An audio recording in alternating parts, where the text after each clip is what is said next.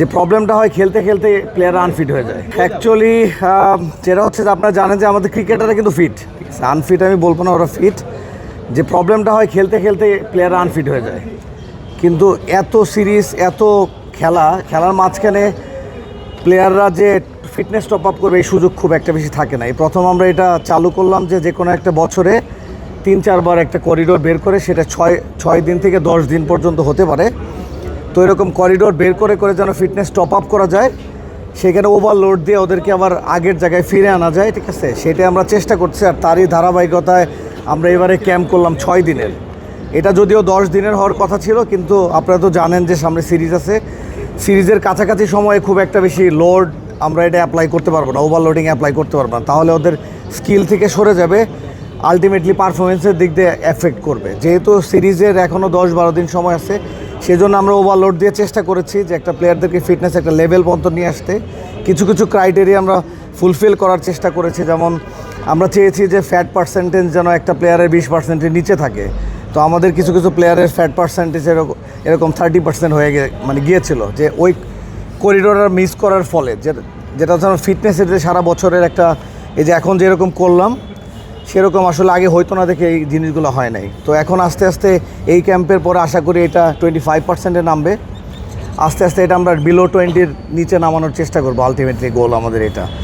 আর লঙ্গার version ক্রিকেটারদের জন্য যেটা হচ্ছে যে এটা কন্টিনিউ চলমান, যেহেতু টেস্ট খেলাটা আমাদের ওয়ানডে খেলার মতো না। যেমন আমরা প্রচুর ওয়ানডে ম্যাচ খেলতেছি, T20 খেলছি, টেস্টটা অনেক দিন পর ওদের ট্রেনিং করার একটা থাকে, মানে করিডোর থাকে, বা ওটা আমরা অলরেডি ঠিক করে ফেলছি কোন সময় ওদের নিয়ে আমরা ফিটনেস করব। তো ওদের ফিটনেস ট্রেনিংটা চলমান থাকবে। তবে সামনে যেহেতু আমাদের টেস্ট ম্যাচও আছে, সেই হিসাবে আমরা এই ফিটনেস ক্যাম্পটাকে আমরা একদম প্রপারলি লোড দিয়ে ওদেরকে টেস্ট খেলার মতো রেডি করে ফেলছি।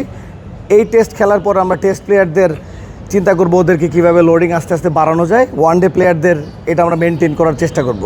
তবে আমরা চেষ্টা করতেছি আরেকটা করিডোর বের করতে, যেখানে আমরা এই ধরনের ফিটনেস ট্রেনিং করতে পারি 10 থেকে 12 দিন। আমরা স্ট্রেংথ অ্যান্ড কন্ডিশনিং কোচ, আমাদের বিভিন্ন ধরনের ট্রেনিং মডিফাই করতে হয়। তো এই স্পোর্টস মার্কস প্রথমে আমি তানবীরের জন্য এনেছিলাম। তানবীর আমাদের লেফট আর্ম স্পিনার, তানবীরের জন্য। তো ও প্রথমে ইউজ করে নেয়, তারপর এটা আমি ইউজ করা শুরু করি।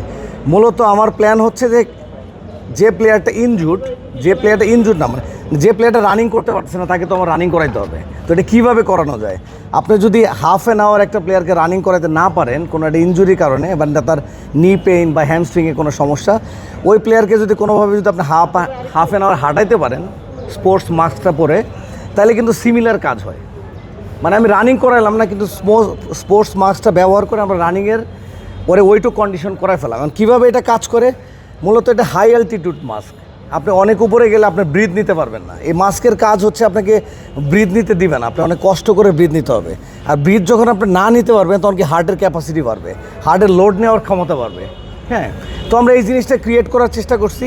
এখানে অনেক সায়েন্টিফিক ব্যাখ্যা আছে। ধরেন হার্টের লোড বাড়লে আপনার যদি ব্লাড সার্কুলেশন বাড়ে, হার্ট যদি বেশি পাম্প করে, আপনার 85%-এর উপরে যখন হার্ট পাম্প করতে থাকবে, লোড যদি বাড়ে, তাহলে আপনার যেটা হবে কি, আমি বলতেছি ট্রেনিংয়ের ব্যাপারটা কিছু হচ্ছে কি, আপনার হার্ট রেট যদি 85%-এর উপরে থাকে, 85%-এর উপরে থাকলে কিন্তু তখন ফ্যাট রিডিউস হতে থাকে, তার নিচে থাকলে কিন্তু ফ্যাট রিডিউস হবে না। এই মার্চ সামটাইম হার্টের উপরে প্রেশার ক্রিয়েট করে এমনভাবে যে আপনার ব্রিথ নিতে দেবে না, আপনার ব্লাড প্রেশার বাড়বে, আপনার হার্ট রেট বাড়বে, 85%-এর উপরে চলে যায়। আমি এখন 85% হার্ট রেট করতে গিয়ে আমার হয়তো 5টা রাউন্ড দিতে হবে। হয়তো যদি আমি মাস্ক পরে ওকে একটা রাউন্ড দিই, তার 85% হার্ট রেট উঠে যাবে। তার মানে আমি অল্প সময়ের মধ্যে ওরা মাস্ক পরে আমার কাজটা আদায় করতে পারছি। হ্যাঁ, সেই জন্য সে মাস্কটা অ্যাপ্লাই করে আমি ফার্স্টে 2-3 জনকে এটা অ্যাপ্লাই করতে বলছি।